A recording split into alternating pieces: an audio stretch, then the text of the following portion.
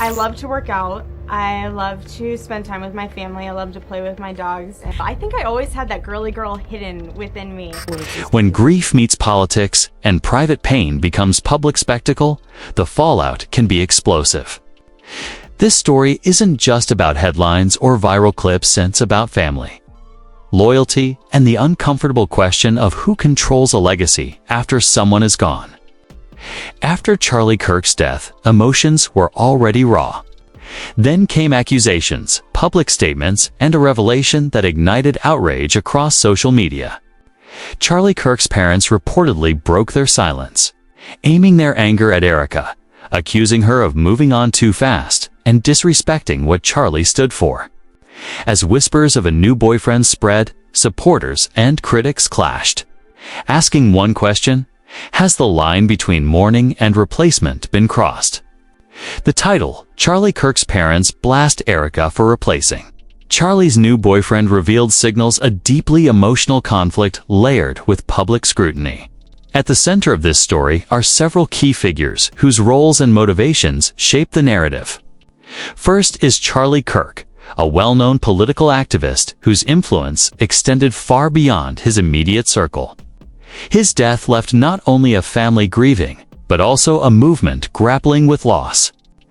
Then there are Charlie Kirk's parents, who represent guardianship of his memory, values, and public legacy. Finally, there is Erika, a figure closely associated with Charlie, now facing intense criticism over her personal choices after his passing. Charlie Kirk's public life was defined by conviction, ideology, and a carefully cultivated image. Whether admired or criticized, he commanded attention. That visibility means his personal relationships were never truly private. When he died, supporters mourned him as a symbol, while his family mourned him as a son. This difference in perspective matters. For the public, Charlie's legacy is ideological. For his parents, it is deeply personal. That emotional gap becomes a fault line when decisions made by people close to Charlie appear to conflict with how his parents believe his memory should be. Honored reports began circulating online that Charlie Kirk's parents were deeply upset with Erika, according to commentary shared across platforms like X and YouTube. They felt she had replaced Charlie too quickly, both emotionally and symbolically. The word replacing is powerful. It implies not just moving forward, but erasing or diminishing what came before. In grief narratives, timing is everything. What one person sees as healing, another sees as betrayal. When Charlie's parents allegedly voiced their anger, many interpreted it as an attempt to protect their son's dignity. Erika's role in this story is complex. Publicly associated with Charlie, she was seen by many as part of his inner circle, someone who understood him beyond the stage and speeches. After his death, expectations were placed on her, some explicit, others unspoken. Followers expected mourning. They expected silence. They expected time. When rumors of a new boyfriend emerged, those expectations shattered. Screenshots, anonymous tips, and speculative posts began circulating, claiming Erika had entered a new relationship. Hashtags like #CharlieKirk and #Erika trended as users tagged at Erika and demanded answers. From Erika's perspective, supporters argue that grief has no universal timeline. They point out that no one outside a relationship truly understands its dynamics. According to this view, moving forward does not equal forgetting. They emphasize autonomy, mental health, and the right to rebuild life after loss. In comment sections, defenders asked why a woman should be frozen in mourning to satisfy public expectations. They argued that projecting collective grief onto an individual is unfair and emotionally damaging. Charlie Kirk's parents, however, are framed by critics and supporters alike as acting from pain. Losing a child is often described as the most profound grief imaginable. When they reportedly spoke out, many interpreted it not as an attack, but as an expression of heartbreak. For them, Charlie is not a public figure first. He is their son. Seeing someone closely associated with him appear to move on publicly may feel like watching his memory fade.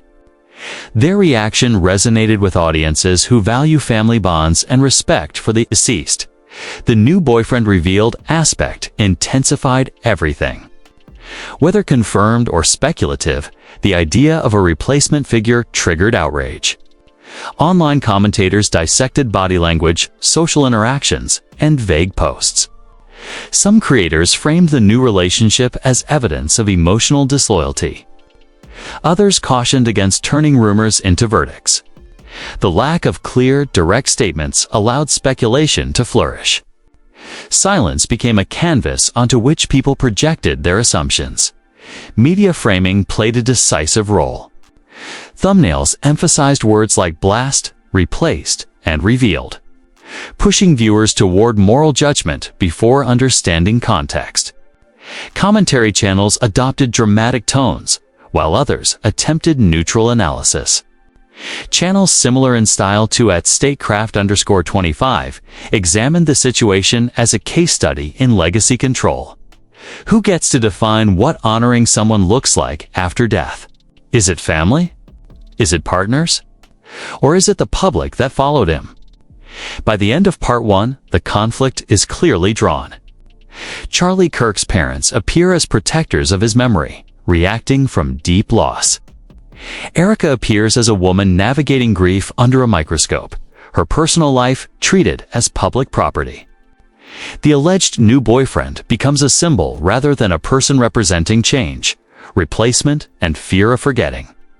What remains unresolved is whether anyone involved truly intended harm, or whether this is a tragedy amplified by digital outrage. As the story evolved, broader questions emerged about grief, ownership, and public life. One of the most significant themes is the idea of legacy. Charlie Kirk's legacy exists on multiple levels. There is the ideological legacy embraced by supporters. There is the familial legacy guarded by his parents. And there is the relational legacy experienced by those who knew him personally, including Erika. Conflict arises when these versions of legacy collide and compete. The accusation of replacing Charlie reveals a deeper fear: that memory is fragile. For parents, the idea that their child's presence could be diminished is terrifying. When they reportedly criticized Erika, many interpreted it as a defensive act. They were not only reacting to her choices, but to the possibility that Charlie's importance in her life, and by extension, in public memory, was being reduced. This fear is not rational or irrational. It is human. Erika's defenders counter that memory does not require lifelong public mourning. They argue that love and loss can coexist with new beginnings. According to this perspective, demanding that Erika remain single or silent becomes a form of control. It transforms grief into a performance judged by strangers. Mental health advocates highlighted how such pressure can lead to isolation, anxiety, and emotional breakdown.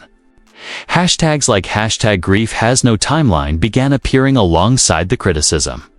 The rumored new boyfriend became a focal point for moral debate. Rather than discussing who he is as a person, the conversation treated him as a concept. He symbolized movement forward. For some, that was healing. For others, it was disrespect. This reduction illustrates how individuals in public scandals often lose their humanity, becoming symbols and narratives they did not choose. The boyfriend's identity mattered less than what he represented to audiences invested in Charlie's story. Another important layer is the role of online communities. Parasocial relationships intensify grief. Supporters who never met Charlie felt personally affected by his death. They formed emotional bonds through content, speeches, and shared ideology. When Erika's actions conflicted with their expectations, they experienced it as personal betrayal. This explains the intensity of reactions. The audience was not just observing.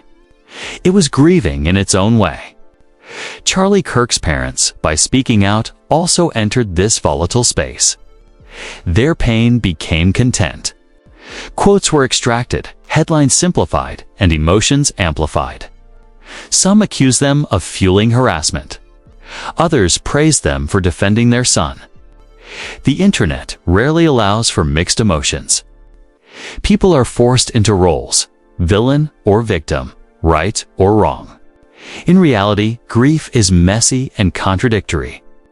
This situation also raises ethical questions about public accountability versus private autonomy. Should people connected to public figures be held to public standards forever? At what point does public interest end and personal life begin? These questions have no easy answers.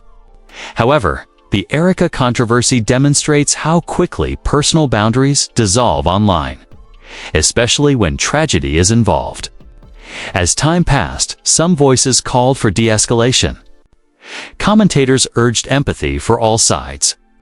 They reminded audiences that no statement, relationship, or rumor could bring Charlie back.